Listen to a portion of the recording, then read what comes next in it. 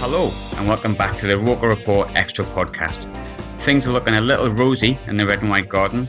We are recording before the Burnley Cup game on Wednesday, but at the time of speaking, Sunderland have won 4-4. And they've probably put in the best performance of the season in our 3-1 win over AFC Wimbledon last weekend. So all thoughts turn to a very tough game at the weekend as we face Peterborough United away at London Road, a side banging form following a difficult start. And as always, we do like to treat you on the Extra podcast. So joining me all the way from Orlando to preview the game is Posh chairman and what I like to call Marcus Maddison's current captor, Darragh MacAnthony. How are you doing, Darragh? You well? I'm all right, Graham. How you doing, pal? Yeah, not doing too bad. Getting by. Like I say, 4-4, you can't complain. Things are rosy at your end as well, aren't they? Listen, not as rosy as at your end, is it? 40,000 watching every week, winning games for fun. You ready to win this league by 30 points? Well, they've set 100 points tally, so I'll be quite happy with 95, though. Thank you, Stewart.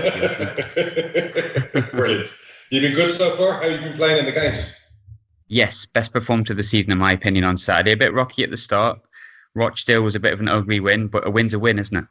Rochdale are going to be good this year. Good young manager, some good young players. They're not going to be like what they were last year. I quite fancy them for the top half. And they've been playing good football as well. They were one of the best sides to come up against. So maybe I'm being harsh on us. But let's start straight from the top. For those who don't know anything about Peterborough, let's go all the way back to 2006. You were the youngest chairman in the Football League at the age of 30. Good old days. And I believe a fan of Liverpool. So in short, why Peterborough United? I just wanted to buy a football club. And I guess it's, the levels you can afford when you're 29, 30. And it was always one of my targets, one of my aims, that when I was doing well in life, I wanted to buy a football club. I couldn't buy Liverpool. I didn't have the money. And I thought, let's have a bit of fun. Let's buy a football club. Let's lose most of my money. It's a great way to lose lots of your wealth and have fun along the way doing it. But when you say things like, geez, 13 years, my God, I'm saying it now, but actually it feels like 30 years. But no, it's been a blast. So I think it's fair to say there's not a great deal of money in football for a chairman, is there? No, I mean, look, you can lose can I say the word bollocks on a podcast? Say what you want. Yeah. Well, you can lose your bollocks very quickly in football. It depends what you get into it for. I was doing well in life. I got into it to not make money, to a bit of a project, to try and take the club from the bottom of the leagues to the top as best I could. I tried to do it responsibly. Or you can go into football with a different motive, and you can go into football to try and make money and try and suck the blood out of a club and make a few quid along the way. And as you've seen recently with some of the horror stories we can see out there at the moment happening with clubs, that's not the right way to do it. So it just depends from what perspective or what angle you come at when you buy into the football world. It helps if you're a fan. I'm a massive fan of football. I live and breathe it and love it. I think if you're just going into it from a business perspective, I'm always a bit suspicious of that motive. Yeah, I think I was looking through, because obviously there's the rumours of our takeover, and I was looking through a few clubs that have been took over. And the ones that are most successful, i.e. Wolves, have always had someone who knows, for example, Wolves Football Club inside of it, and someone who knows football. And it tends to work a bit better, doesn't it? Yeah, I think so. I think if you get good people around you, I think people who've worked in football before. Owners get a lot of criticism for, meddling or interfering or whatever else. But I think any fan and anyone in the right mind who puts millions of pounds of their own money in, I think they got a right in their say, don't they, in things, and they should be allowed that right in their say. But they need to be knowledgeable about the game as well. And I think it helps if you have people who are knowledgeable. And, I was lucky early on. I knew about football, but I had people like Barry Fry, who's been in football for 100 years. And that was a great person to lean on, and his contacts and without him, it certainly wouldn't have been as easy. Not easy, but wouldn't have been as enjoyable as it's been, because having that person there as a go-to person has helped. And I see a lot of people buy football clubs and they put maybe agents in charge, to run football clubs, and they put people with no experience in charge to run football clubs. And it's a recipe for disaster. And I think people forget, as well as the community, it's really important when you buy a football club. First thing I didn't want to do, I didn't want to change a lot of the people at the top of the club or around the club. And you try and embrace those people because they live and breathe the club itself. It's not financially motivated for them. It's passion. That's why they're in it. And I think it's really important you keep people like that around the club. You were pretty much describing Sunderland there when you said people taking over the club and putting non-football people into the club to run it. I think you were describing Sunderland before Stewart Donald came in, if I'm honest with you. That was a good description as well, whether that was intentional or not. I'm not having a go at any ex-owner, because I think anyone who puts money in and loses money, your previous owner wasn't popular. But I think the best thing he did for the fans was probably the last sale that he did. And obviously when Stewart Donald came in with his partners, because they've been pretty good for the club. So he did the right thing in the end. You see a lot of other clubs who are in trouble, and those owners haven't done the right thing. They're hanging in for their last dollar, and those clubs are on, they're on the verge of going out of business. So say what you want about the previous guy out of short. He did lose his balls in that football club financially, but he did do a deal that enabled Stewart Donald to come in and take over, didn't he? Yeah, absolutely. 100% on the money with that. Talking of money, let's look at your transfer business. You've made, in my opinion, I actually topped you. I did a League One preview, and I took you for third, but it was kind of heart over head with that, because I put Sunderland as second. But gotcha. You made some really good signings this summer. Mo Isa, Niall Mason, Dan Butler, George Boyd, Mark Beavers. As much as I hate him, Nathan Thompson, but to name a few. How happy were you with the transfer window? Really, really happy. We tend to do a lot of business every year, and we probably did too much business last year when we had Steve Evans. I think we brought in 62 players. Now we brought in 15 or 16. But I think what we did was we went back to recruiting for the club, not a manager. We found a manager that fits with our philosophy and our ideas and the way we want to play.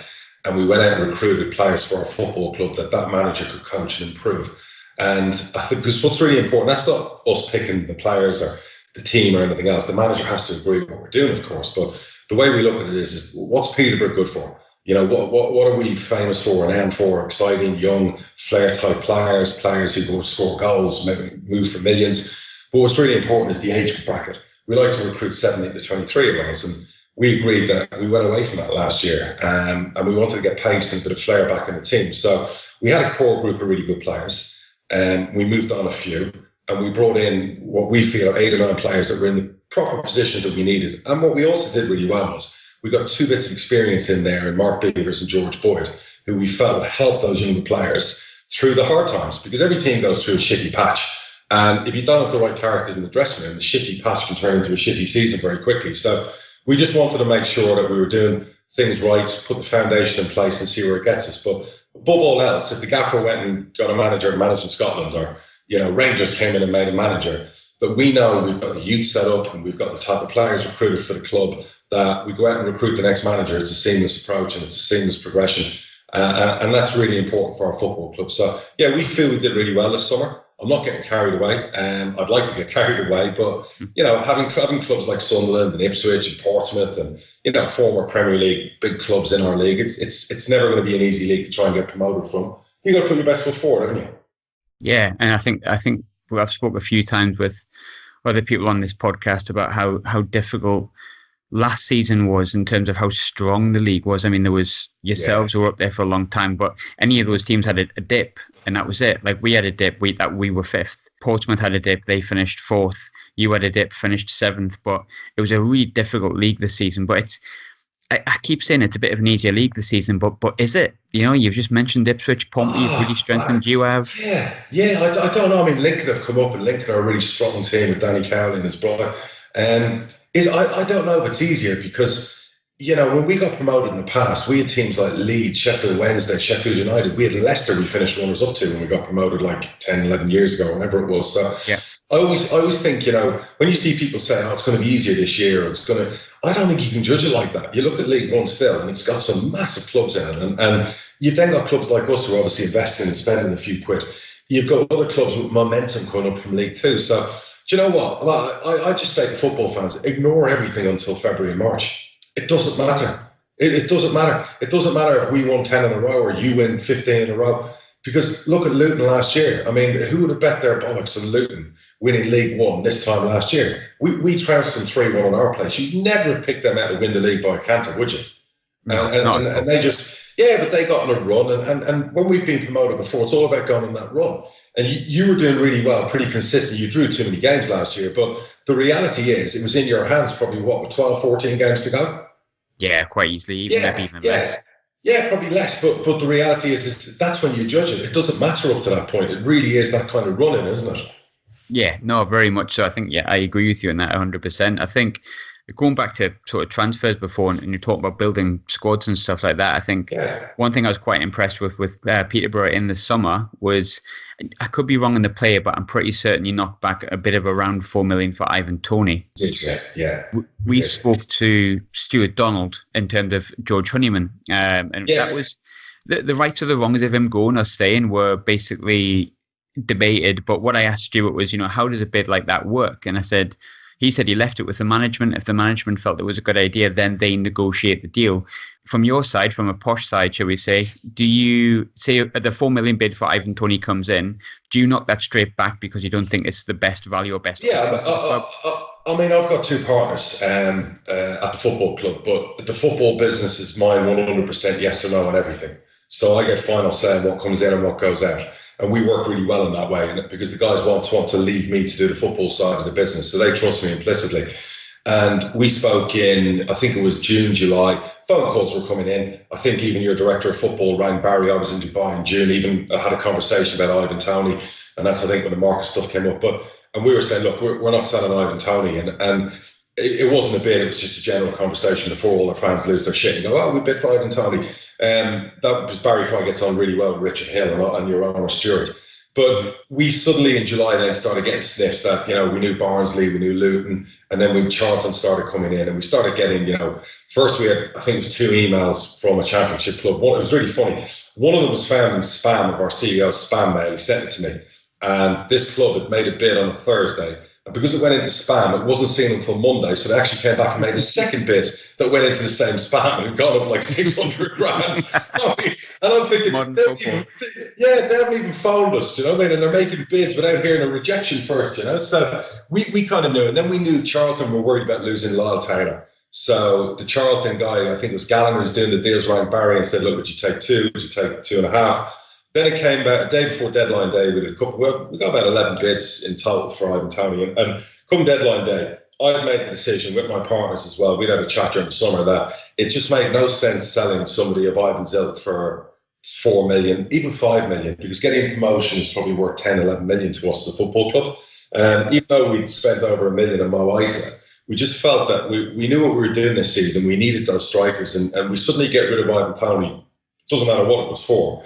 To go out and try and replace him, and then suddenly everything you've built on in pre-season goes out the window, and it's happened to us before when we lost to Sunderland. So, I made it very clear to Barry, look, none of those bids are going to really excite me. And I went on deadline day with about 2 hours to go, because I was trying to shift some excess weight from the summer, holidays and extravagance. So I went on a 5-mile walk, and I'm walking around, I'm listening to music on my beats, and Barry Fry probably rang me, I'd say 6 times leading up to the end of the deadline. And then obviously with 5 minutes to go, the club in the championship, I think they were going to lose their striker to Brentford. And they basically were like, right, last bid, we'll give you 4 million up front, such and such sell on. And I said to Baz, it's a no from me. Of course, Barry couldn't believe it. People were turning down that kind of money. But the reality is we turned down, I calculated the other day, upwards of about 7 million in bids for various players. If you add all the players we had bids for over the summer, it was about 7 million's worth. And we're really serious about getting promoted. We're serious about, buying our stadium, possibly getting a new one. And we want to make us a club that's not that club that people can feel they can walk in and bully us into taking 3 or 4 million for our best player. And that's what we want to be like. Now, the fallout from that obviously is it's that then you get a player going, well, if I'm a £4 million player, his agent's obviously emailing me and saying pay him as a £4 million player. Yep. So, that's a whole other thing. But Ivan's a really good guy, and he understood. And I said to Ivan, with all due respect to the clubs that were bidding, it's not like they were Derby or Forest that were going to be paying him 25 grand a week. It wasn't life changing. So win promotion with us, let's get to the championship, and then it'll be life changing for everybody. So that's kind of the way it was, And to be fair, our gaffer said to me at the time, geez, Chairman, that's good business, you should take that. Because he's been around a long time, and he just thought, he was like, geez, that's a very good bid. But he was happy in the end we didn't sell his leading goal scorer. And I was going to potentially not mention it at all. I was just to see what people would have really genuinely thought. Sure. But Marcus Maddison, I think I have to mention it, especially with ourselves and Sunderland talking about it. Now, you're on Twitter. You know exactly what the Marcus Maddison thing just got crazy overnight. But so what I'll touch on, ask a really sort of straightforward question. You commented previously, and somebody asked me to ask this, that our recruitment team aren't a fan of Marcus. Now, You touched on Richard Hill and Stewart before being... So, and you mentioned that basically our recruitment team, essentially Richard Hill is not a big fan of Marcus, whether that be a player or whatever.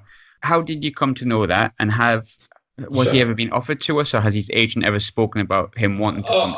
I'll explain. So obviously we knew we were going into the last year of Marcus Maddison's contract. And I'd always said to Marcus that, particularly at the end of the season, look, we'll see if we can get you a move. He served his time with Peterborough United in League One. And if there's ever a player that deserved to go to, say, the Championship or a big football club, it's Marcus. And it would have to be a big football club if it was outside the Championship. So, you know, Marcus Maddison, I think, is a Sunderland fan. I think everyone knows that from when he was a kid and that neck of the woods he's from. And what it was when we played you at our place, I think, was it in April, the 1-1? Yes, April, yeah. Your manager had said to our gaffer, you know, what's a player that boy is? I really liked him last summer, but I heard such bad things about him. That's why we never came in for him. So that was a conversation between the two gaffers. So Barry doing his job in June when we started making phone, because we need to know ahead of time if we're going to sell players. We need to replace them. So Barry's got to do his job in June. Obviously, he made a few calls to clubs in the Championship and said, look, everyone knows about his release clause. If we're going to do any business with Marcus, it's got to be in June. Otherwise, we're probably not going to do any business. So we knew Grant McCann wanted him at Hull when he got the job at the end of June. But obviously, the bid they made through his agent was derisory kind of thing. So Baz spoke to, I believe he rang Richard, or I don't know if Richard rang him about the Ivan thing. They had a conversation in June. And I was at a water park in Dubai when Barry rang me. And he said, I spoke to Richard, blah, blah, blah, about Ivan. And I said, oh, yeah. I said, did the Marcus thing come up? And he said, yeah. He said, I said, your manager likes him. Is there any interest? And Richard said to Barry along the lines of, no, we don't rate him. I don't anyway. And, you know, there's no way we'd be bidding for Marcus Maddison. So obviously I'm a big Marcus Maddison fan. So I'm like, you know, are you kidding me? And he goes, no, that's what he said. I said, my God, I'm like, okay, fair enough. It's all about, football's all about opinions. So Richard Hill's been in the game a long time. I'm not going to have a go with him. So someone asked me on Twitter, I was still in Dubai on holiday, a couple of days later, someone, I think it was a Sunderland fan, asked me on Twitter, and I just said, I can't remember along the lines, was, there's no point in asking about Sunderland, Marcus Maddison. Your director of football doesn't rate him. So that was kind of it. And that's where it is. That's just been the way it is. So it's horses for courses, you know what I mean? The way I view a player might be the way you view a player. So that's all that matters. And the reality is, I don't think you guys are spending big bucks this summer, are you anyway? So you've got a pretty settled squad. It's probably done you a favour not going out and splashing in the transfer market, but you've started really well, haven't you? So, you know, to go out and splash, you know, north of £3 million on a League One player, it was probably never on the agenda. And that's probably suited you guys. So whether we rated him or didn't rate him, that's the reality of the situation. One thing I did want to ask about Marcus, but you kind of touched on that in a way. He's very good at his social media and kind of indicating he's a Sunderland fan. Is that all for show, or is he actually a big Sunderland fan? I think he is a big Sunderland fan. I think his dad and everything else is. Was he in Sunderland's academy when he was a kid, or was it Newcastle? I know he was at Newcastle, but I think Marcus started. You've got pre-academies up there, don't you? And I think I want to say he was in a pre-academy, and he went from there to Newcastle. Then he got kicked out of Newcastle as a kid and went to Gateshead. And obviously we paid like 500 grand for him at Gateshead when he was 20. So I know from the boy himself, and I spoke to him about a new contract recently, we were talking about football and life and whatever, and he's got very big links to Sunderland, so it's definitely in his blood. Good. Well, that's nice to hear, just on the off chance that, you know, he does ever turn up and eventually happens. You know what? If we got promoted and Marcus walked off into the sunset and he ended up at Sunderland, I'd be happy for him and I'd be happy for us. Nice to hear. I hope it does happen. I'll be honest, from a very biased viewpoint, but I hope it happens sooner than that. He's an unbelievable. He shouldn't be in League One. It's ridiculous. Tremendous goal on Saturday. Unbelievable. Yeah. Listen, he is what he is. He's just a miracle. He's just a talent. So all the shit written about him off the field and what manager, it's a load of bullshit. I feel for the boy because there's so many less talented players playing in the Championship than him, and he should be absolutely making a fortune in the Championship with that talent. But that's me. That's unbiased. So, So moving back to sort of Peterborough's season, I suppose, because I had to touch on the Maddison stuff, but you had a really, really tough start. And I remember being quite surprised and thinking, oh, bloody hell, they've lost like 3 in a row or something. But you really found your feet and you absolutely thrashed Milton Keynes at the weekend. I wasn't surprised by our bad start, to be fair. You don't want to get too excited, but do you feel like you're beginning to see what you sort of wanted to build within the team? Yeah, 100%. You know, we lost those 3 games, but I think sometimes you look at a loss and you think, crikey, we were really bad. When you watch your team and you think we didn't have a shot on goal, we didn't have a kick, we were really bad. Now, that doesn't happen to Sunderland a lot in League One, but, from the dark days, you remember what it feels like. And I watched the 3 losses and we weren't like that. It was building blocks. It was set piece errors. It was mistakes that was costing us the games. And you always felt looking at it, that's not going to last forever. And the quality of player we brought in, they will improve us. So I'm not getting carried away by beating MK Dons. I'm not getting carried away by beating Southend. Sunderland could come and tank us on Saturday. We could beat Sunderland. I still won't get carried away. Because like I said to you previously, we're a long way out from when you think, right, we're proper promotion challengers. What is the aim for Peterborough? So obviously promotion, but I mean, our chairman, when we had him on our podcast at the end of the playoff game, he said, what he actually said was, he didn't say we're going to get 100 points. He said we need to aim for 100 points. But do yourself and Darren set similar targets? Yeah, the way I look at it is, if you can go 2 points a game, 95% of the time you're getting promoted, aren't you? So if you go 92 points in a season, you're going to have a promotion season. And, our target, probably like Sunderland and Ipswich and those, and I don't want to sound arrogant, we do want to be automatic promotion favourites, because as you all know, there's no guarantee in the playoffs that you're going to get promoted, is there? And it's on any given day what happens in the playoffs. So the way to get championship football is you've got to be in the top 2. Now, we know that's a tough ask with the big clubs in our league. We know that. We know the Ipswiches, we know the Sunderlands, Portsmouth are going to come strong. So it's not going to be easy, but we feel with the partnership we got up front, with the defensive reinforcements we brought in, we've got a chance, but we've got to catch fire. And when you catch fire, it's got to be the right time. There's no point in catching fire now. We did it last year at the start of the season. It means jack shit. We've got to catch fire when it matters. With our normal extra podcast, just to make you aware, obviously I normally set the agenda, so to speak. But because I think there was a few people interested in you coming on, we had Andy Holt last year, and we've had our own chairman, as I sort of touched on it before. So we like to get a bit of Twitter questions in before we talk about the actual game, I think. No problem.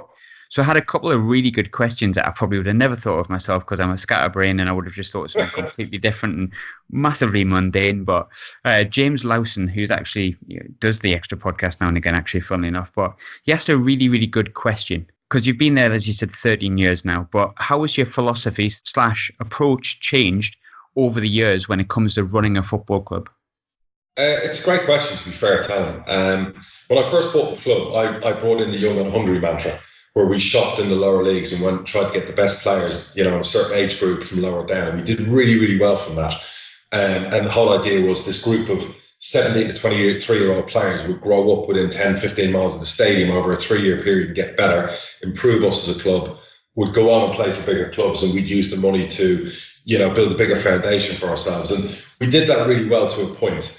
And then obviously we had a really unlucky period where we came out of the championship, and we've suffered since. We won the checker trade, we lost in the playoffs. We've had a few seasons where we've kind of been top 10, top 12, but not quite got back into the playoffs. So I went away from that. When I brought in Steve Evans, I thought, you know what, we've got to go away from that. We've got to try something new. I went away from my principles. I let go of a lot of the recruitment we do. I missed out on a lot of good players because of that. There was an agreement when we brought new management in that we would still get a couple of players, they would get the mass majority. And then obviously we went back to Fergie, because I thought to myself, we are what we are. Our fan base is growing, but it's not a massive fan base. It's a passionate fan base, but it's not massive, and it's certainly not going to pay the bills. So we have to get around financial fair play by creating these young players that go get sold for mega money that we can then put and invest back into the squad. So we went back to that, and we brought Fergie back. And Fergie believes in the philosophy and what we do. He suits everything about our club, our youth academy that we're investing a lot of money in and trying to move that up a category. So that's why we went back to it. So I guess the answer to the question is, stick to your beliefs and your principles and try not to change. But it doesn't mean you can't evolve, and it doesn't mean that you can't adjust to short-term things either. But at the end of the day, still have a long-term plan. And make sure it's for the football club and it's not for a manager, because unfortunately in our business, managers come and go. Yeah, very much so, I agree.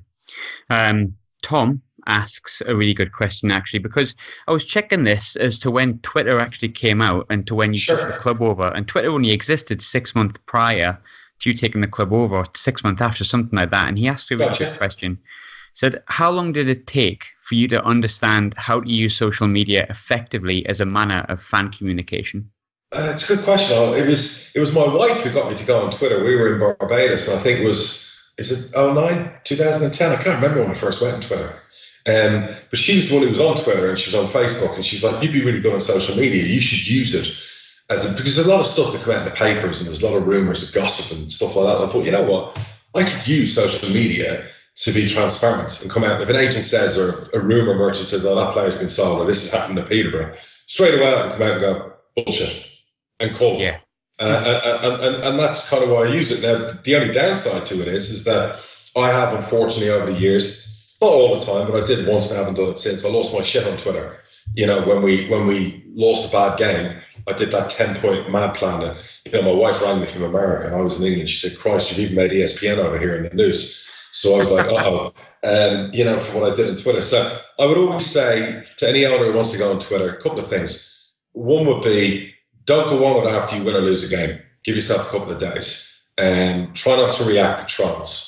Because there are a lot of people on Twitter for the wrong reasons. We see that with all the racism stuff, and it's disgraceful. And unfortunately, there's a lot of sad little shitheads that sit in their bedrooms and just want to dig out people and have a go. And I always call it the faceless minority. And you hear a lot from the faceless minority, unfortunately, in today's day and age. It's why we live in a woke society, 2019, where, you know, we're meant to give a shit about the 0.5% of the world population and some of their opinions. Well, that's the reality of social media. That's what you bring to the table when you open that up. And that's what you hear from so many of these saddos with the shit that come at you on Twitter. And I don't get that myself personally. It is what it is. I'll swat it away. I'll deal with a troll. I won't take any shit off anyone on Twitter. But as they say, everyone's entitled to an opinion, right? Yeah, everyone, the second Arsenal, mate, everyone's got one, I suppose. Everyone's got one, absolutely. Yeah, you talked about being woke there. Previously, obviously, Chris Maguire got a bit of fat shaming, so he did in the summer. And we talked about having one where we called people out who criticised Chris Maguire for being fat and decided to call it ROKER Report, but I don't think it's quite catching on. But... No, but listen, I don't think Chris's diet's doing him any harm if that hat-trick's to go by the other day. So I think he's fine. Many pies as he wants. Exactly right, what a player. Can do what he likes as far as I'm aware. Cakes, pies, exactly. The whole lot. I'll feed him to him if he keeps doing that. And you know what? There you go. That's the reality. It's like the shit you get away with when you're doing well, and the shit you can't get away with when you're not doing well. Oh yeah. we spoke to Stewart a little bit about social media, and I think it's really important. And I spoke to Andy as well, who I think Andy Holt's great. I really like him. I really liked having him on as a guest, but I think he's vastly different to a Peterborough and definitely to a Sunderland with the greatest of respect. And I think he would agree with me on that, I hope, because he's on next week, so I hope this doesn't put him off. But when he talks on Twitter and stuff like that, I think for a club the size of Accrington, it definitely very much helps the club. I think it gives them a lot more visual, basically, that someone is speaking so honestly and so open. But when it comes to sort of Peterborough and Sunderland, and we're talking about Twitter trolls and stuff like that, and Stewart Donald took a bit of time off in the summer because, and Stewart Donald's talked sort of about some things that have been thrown at him, and there's times I saw he came off, and that was disappointing. He came off Twitter because, you know, I've never met Stewart personally, but he comes across a good guy. And, you know, when I saw that he was obviously getting battered on Twitter, I thought, you know, that's a big shame because, you know, the fan base got 2 Wembley appearances last year. They probably had their, yes, you didn't win the cup. Yes, you didn't win promotion. But in terms of a successful season with hope, it was probably your best season like that for quite a while. And you were minutes away in each of those games from winning the double, you know, winning promotion, winning the cup. And so for him to get any criticism afterwards, you know, that's uncalled for. And I think unnecessary. And I would always say to him, when I spoke to him personally, I was like, listen, don't let a few people, you know, push you away from the mass majority of people who are supportive. I think he's a sensitive soul, but he's a good one. And I think that's where you're different. And again, I've only just met you this evening. Obviously, you spoke via email, but I would say, how do I put this? I think either you've been on longer than Stewart has with a club. Bigger than Stewart previously had, or do you think you just grow a tolerance to the point where? I think it depends who you are as a person. I like I said, I don't know Stewart, so I couldn't comment for him as an individual. Is he a soft soul? Is he hardcore? Is he got thick skin? Is he not? You call him sensitive. I don't know if Stewart's sensitive or he's not. We're all a little bit sensitive sometimes and whatever. But I guess I'm thicker skinned. You know, I was in sales all my life. I took a lot of shit. as you do when you work in sales. And I've, Me too. Yeah, there you go. And I've worked all over the world. I grew up in Spain, and I've dealt with a lot of different people, a lot of different cultures, and you have to be successful, to be the best at what I did, in particular in real estate. You really did need to be able to take rejection and know a lot, because you're going to hear a hell of a lot of no's when you're in sales, but you only need to hear one yes. And I guess when it comes to, I'm not going to lie and say it doesn't affect me. It probably affects my wife, my family a bit more than it does me, as regards to some of the shit and the grief I get on social media. But I tend to bounce it away and move on. You would never see me walk into a room with my family and they would not know if I've been criticised or hammered, because I would hate my children and my family to feel that way, or to see it get into me or affecting me. And if it does, I'll walk away. There's no way I would let football affect my family. So I just bat that shit away. And I find it funny. Like, I was in the cinema this morning with my wife, because I've been away in England for 26 days away from my family. So I finally came home a few days ago. So one of the things we do when I get back is we go see a movie during the day when the kids are at school, and we went to watch that new Jared Butler, Angel Has Fallen movie. And, there was stuff on Twitter. I was just checking in while the trailers were on about this podcast. And there was a guy on there going, I don't want to hear what you have to say. Who are you? And I was laughing. I was saying to my missus, should I go back to this fucking idiot and say, well, why are you bothering tweeting me then, you sad prick? But I was like, what? I'm not even going to stop the flames of that. You know what I mean? It's like, you don't hear what I have to say, you sad little shit, but you actually respond on Twitter with something. What does that make you? So, yeah. Well, I've learned doing this. Thick skin is necessary, and you have to kind of just push it off. And I think the question I was going to ask was, I think you kind of answered it in a way by what you've said, was does involvement in social media help or hinder? But I think if you can brush off the stupid negativity that's not constructive, then it very much helps, doesn't it? It helps, and I think you've got to be able to deal with it. Yeah, like I said to you, you've got to be strong. I would always say, I try and bring my children up. My kids are 13, 12 and 10. And they're being brought up in this whole fragile world environment of, you can't say this and you can't do that. And if you say that, you must apologise. And Christ almighty, it's like, it's unbelievable really the way it is now. People are just offended by everything. So I would hate to be my kids having to grow up and navigate all of that crap nowadays. So I just think everyone needs to be thicker skinned. Everyone needs to get on with things, and everyone has to stop being self-offended. And, as for the sad people who take it one step further and use social media for racism and for some of the vile shit that comes out, we all know what needs to happen to those people.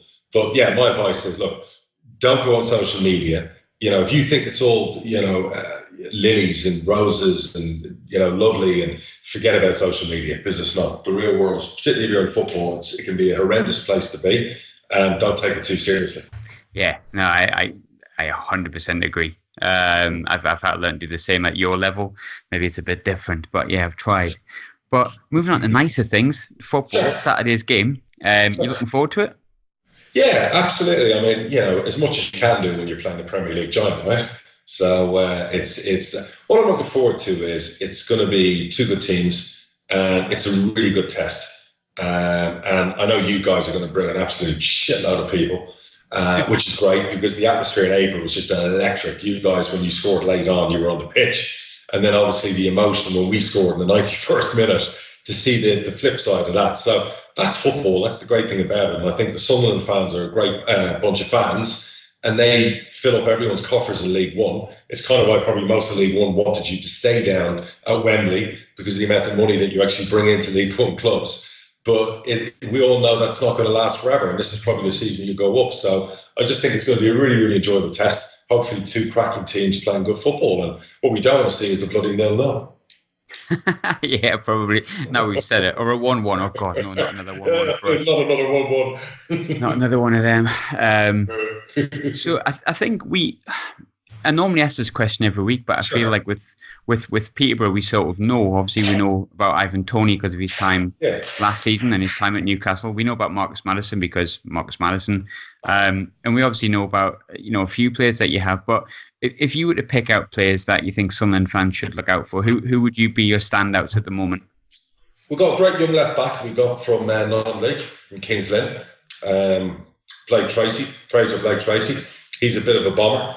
We've got Louis Reed, who's only 22. He sits at the bottom of the diamond and kind of dictates play. We've obviously got George Boyd, who's a club legend who we brought back, and he's still got legs in him. And then obviously Josh Knight from Leicester on loan is a hell of a midfielder. He's kind of all bustling action and physicality. So we've got a few good players to look out for. But like I said to you, you just don't know on any given Saturday, particularly against Sunderland, what it's going to be like. I mean, what formation are you guys playing this year? We've gone kind of like we started with a back three, but now we're going more like a 4-4-2 almost, with Maguire and White up front. Oh, fair enough. Yeah, I mean, you've got a lot of striking power, haven't you? One or two. Not Will Grigg at the minute, but hopefully he makes me What's going on with Griggy? I mean, he's prolific at League One. Why has that not worked out there? Confidence, I think. I think a lot of the time I think he came in to replace like Madja last year, and very different player to Madja. I think he struggled when we all expected him to hit the ground running. I think then people started thinking, is this the right move? And then obviously with the disappointment towards the end of the season, he didn't really contribute the way we hoped in whole. Didn't have a great pre-season. We didn't have a good first 2 games of the season. We wanted to come out all guns blazing, as you do. And we drew 2 games 1-1, which was a bit like Groundhog Day, and he was up front. And then, but to be honest, he's played all right the past 2 games that he's came on against Rochdale and Wimbledon on Saturday, but he missed a sitter from about 5 yards out. But it's just confidence. If one of them goes in, then he's getting in the right positions. Well, listen, let's hope that, this game isn't the one he comes back in, it's the one afterwards. But listen, they say class is permanent, so I think you won't have any problems with him. I expected him to score a boatload of goals when he moved to you guys. And, it is what it is. So, I mean, you all must be pretty confident that you're going to win this league, right? Oh, I don't know. I wouldn't really say that. No, behave. Really? Where are you weak? Where do you feel you're weak? Left back. You're trying to get the boy Fox from Sheffield Wednesday, right? Yes, so I've been told, yeah. And Denver Hume had a better game on Saturday, but he's still very young. And there's a big sort of Marcus Maddison shaped four in the number 10. So something like that would do, all right? You can't afford him. Forget about him. so we've been told. We have. And that brings me on to who you feel could damage Peterborough on Saturday, and where do you think our strengths and weaknesses are from when you've watched us recently? I actually don't think there's a lot of weakness. I think a lot of everyone overreacted last year because you drew 18 games? Was it 18 games? 17. 17. I spoke to I was in coffee with my dad this morning. He was saying, what's going on at Sunderland? And I said, well, actually, they're a good team. Last year, I think they only lost 5 times in the league, if I'm right or wrong, 4 or 5 times. Yeah, that's right. 5 times only. You turned 5 of those draws into wins, and you would have gone up automatically. So I said, the best thing for them probably this summer was not a lot of mad recruiting, was sticking what did really well last year and just improving 1 or 2 things. And I said, so I really expect them to be way up there this year. From a perspective of strengths and weaknesses, look, you can call out and go, McGeady is way too good for League One, so he shouldn't be actually playing for you guys. You could say White on his day is just a physical force. Maguire, we all look at the hat-trick the other day, very, very talented player when he wants to be. And he's always pretty much done well against us, even when he played for Oxford. And you would probably say, I haven't seen you this year yet on TV. Last year, you would probably say if anywhere needed to improve, it's probably the back line. Centre back. Would that be correct? The centre back, and absolutely. You haven't shipped a lot of goals this year, so maybe the managers improved what you had there. So you have a phenomenal goalkeeper. So I don't think it needs that much tinkering really to get you firing and going again. Yeah, you're probably right from a neutral perspective. But as being a Sunderland fan, sometimes you get shrouded in the, oh God, what's going to happen if? And that can happen. But predictions for Saturday, if you do such a thing. I don't do predictions, but I would say 3 things. It's either going to be 3-1 to Sunderland, it's going to be 2-1 to us, or it's going to be 3-3. Oh, Jesus, that's a good I might actually put that on, actually, because I'm bound to win one of them, aren't I? But I think it'll be goals. I just don't do predictions. Our problem's always has been the last few years. We've got to get our home form together. We're phenomenal away from home. And like you last year with all your draws, we finished a point short of the playoffs, and I think we only won at home 7 out of 23 games. Yeah. Go figure that. If we'd won another 5 games at home, we'd have gone up automatically. So such fine margins. Yeah, it's fine margins. When you start doing analytics and analysing, that's what I'm saying to Sunderland fans, don't overreact. Because when you start looking and analysing games and looking at draws and what should have been wins and the small fine margins, it's not all that bad. And it's nothing 3 or 4 wins in a row suddenly solve. and momentum and form and happiness in the camp, and then the fans are happy, the players are happy. Momentum is such a key thing. And I guess, look, at the end of the day, it's going to be a good game on Saturday. Whether you win or we win, it's not going to define who wins League One this year. That's my opinion. Yeah, I'd agree. But Darragh, that was perfect. Thanks so much for coming on. Appreciate it, mate. Graham, anytime, a pleasure. You know, I admire anyone that does podcasts and this kind of thing and the website, and wish you well with it, you know. And obviously, look, I hope we both get promoted. We maybe do this next year in the Championship. Yes, why not? That sounds good to me, mate. Sounds very good. Sounds like a plan. Absolutely. You can fly to Orlando this time and video it. I better come in September, though, because I want to do those Halloween Horror Nights we were talking about beforehand. So don't take to make sure it's there.